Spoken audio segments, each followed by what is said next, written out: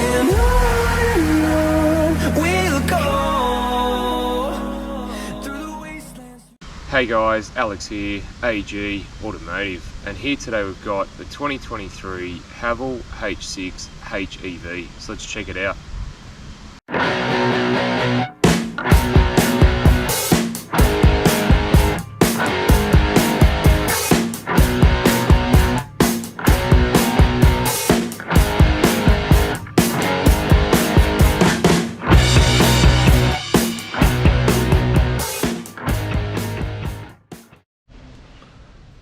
Alright, before we get into the video, just want to do a shout out to Brian Hilton Haval, who were nice enough to let me have a look at this one today, and I'll leave their contact details down below.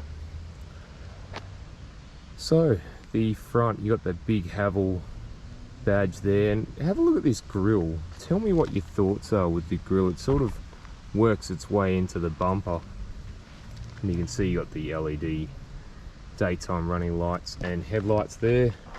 And if you have a look, you can see, if I can get the camera right, it actually says LED Premium Vision. And you've got your parking sensors, and you've also got your radar cruise as well. So what are your thoughts on the grille? Is it too much in your face? Is it too futuristic? Let me know in the comments. And have you got a normal H6, or are you looking at getting one of these? Let me know. So the wheels on the H6 Hev are 19-inch wheels, and they've got like a fan type design on them, and they run on hand cooked tyres. Also, you've got the camera there. It does have 360-degree cameras. And what are your thoughts on the chrome? Is it just enough chrome or too much on the sides? You do also have the sunroof up there as well. Well, we'll come around to the back. So you got the big Haval badge, you got the H6 Hev and the GWN Great Wall Motors, and have a look at this long light bar or light beam. It's like something out of RoboCop. I think it actually doesn't, I think it looks pretty cool myself. It's just for me. And then you've got a bit of a diffuser under there as well. Now, something a bit strange that they don't have on the normal H6s is these two here. They're actually two additional brake lights. So I'm not really sure how that, just sort of, unless it's an aerodynamic thing. Another thing I wanted to point out is, see where the, if you're going to get one of these, get the bigger number plates, because otherwise they do look a little bit ugly at the back there with the slimline plates. That's just my thoughts anyway.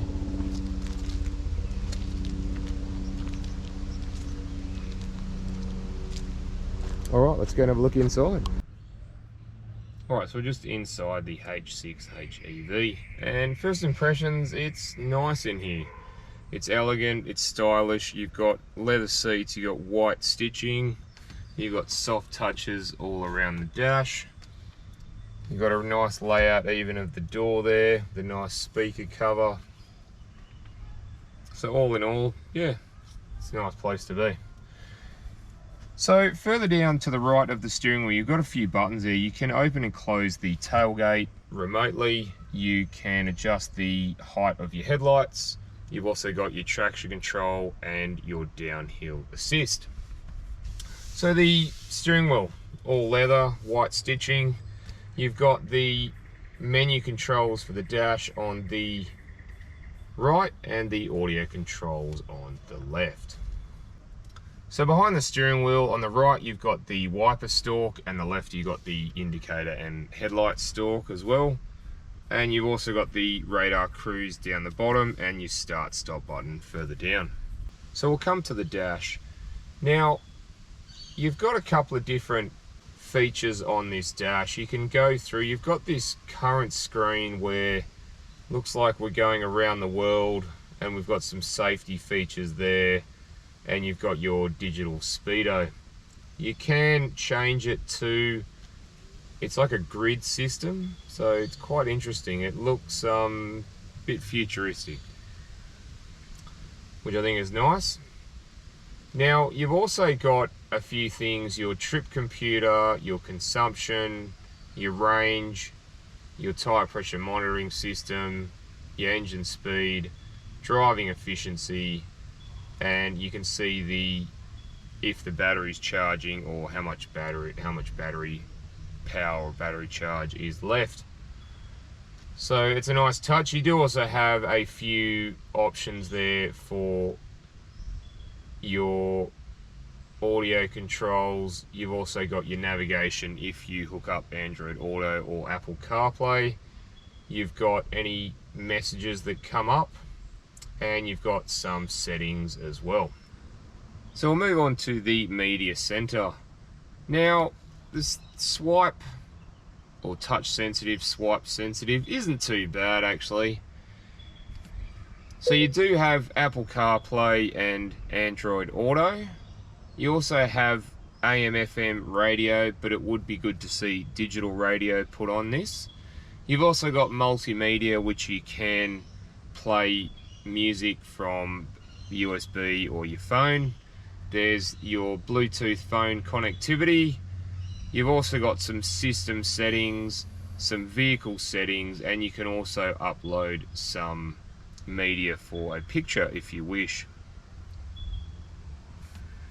So further down you do have some buttons for the air conditioning there. You've also got buttons for your 360-degree camera. So I'll just go through a couple of things and show you. You can go through a couple of different ones. You can have it on 2D or 3D depending on your preference. So further down you do have a wireless phone charger, which is nice. I quite like those sort of things. Saves you having to plug it in. And behind that you have your gear selector there. You push down for park, or you can put it into neutral or reverse or drive. And behind that you have your handbrake and your auto hold, which also comes in quite handy. Now to the left of that you do have some storage space at the front, and also behind that you do have a little bit of storage space which doubles as a twin cup holders. Now further back again you've got a nice leather armrest, and if I open that up you've got quite a fair bit of storage space there.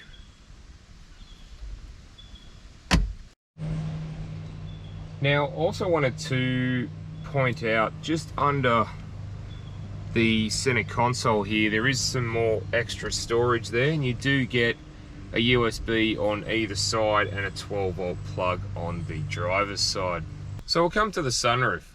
Now I'll just open the sunroof up, and it's quite a big sunroof actually on this car. You get dual moon roofs, and you get a fairly sizable sunroof. Alright, let's go and have a look in the back. So we're in the back of the H6 Hev. Now, just like the H6 GT that I did last time, this has plenty of rear seat room. Now I'm 6'1", 185 centimeters, and if you have a look, I've got heaps of space. Even if they were to close the moonroof up, I still would have quite a lot of space. It's a big moonroof as well. So I've got heaps of leg room, heaps of knee room, and foot room is all really good, and this seat's set up for me. Alright, so the armrest is very soft, and you get two cup holders there. You also get two ISOFIX spots there and two behind me, as well as for the rear passengers they do get ventilation, and also they get two USBs. And also you've got your mat pockets, or iPad pockets as they're called now. Alright, let's go and have a look in the boot. Right, just inside.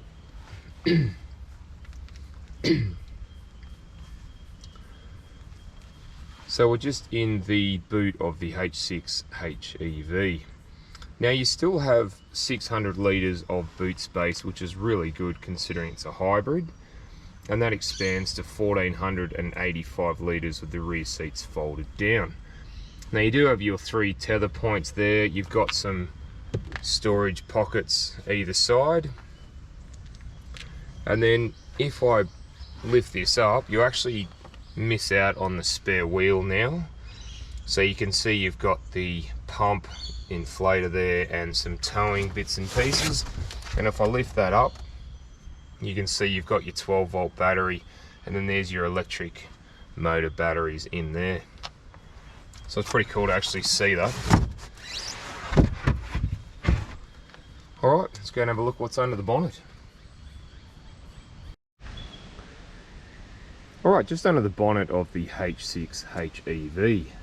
So here we have a 1.5 litre turbocharged petrol engine, and that's teamed up with a 130 kilowatt electric motor and a 1.8 kilowatt hour battery pack, giving the total output of 179 kilowatts of power and 530 newton meters of torque. And that's mated to a 2-speed direct hybrid transmission driving the front wheels. And Haval's claim is for the fuel consumption is 5.2 litres per 100, so I think that's pretty good. Alright, let's go for a drive. Alright, gonna go for a drive in the H6 Hev, so let's go. As you can hear, the electric motor is currently running. Just take off in silence, how cool is that? So vision at the front is really good, both straight ahead and towards the passenger side. Vision out the back is okay. I think the window's a little bit small. It's quite wide, but it's not too deep. So you do have your parking sensors and cameras to aid in that. So vision out the sides I think is really good. The windows are big enough, even the quarter window at the back there. And the mirrors are quite tall, and I think they give you a great field of vision. Steering's very nice, very easy and light. Yeah, I'll be honest, I do like these hybrids and electric cars just with no noise. You know, I'm used to a lot of noise in a car and used to knowing when, you know, the gear's gonna change, and not anymore. Gone are the days of that now. So I will be honest about the differences between this and the GT. Now obviously the GT is more a sportier pedigree.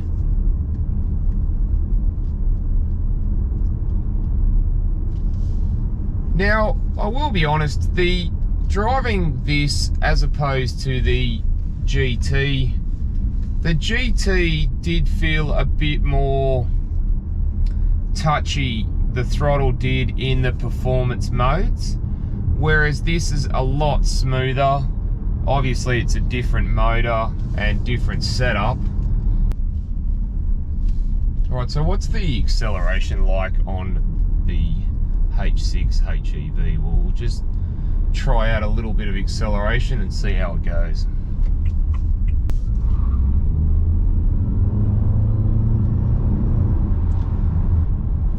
Wow, that did feel reasonably quick actually for a car this size. Yeah, no, the torque just takes off, and the electric and petrol motor just work together in unison, and yeah, no, I'm pretty impressed with that actually. Haval's actually done a pretty good job. They do have a little way to go. I'll be honest about some of the things in the car.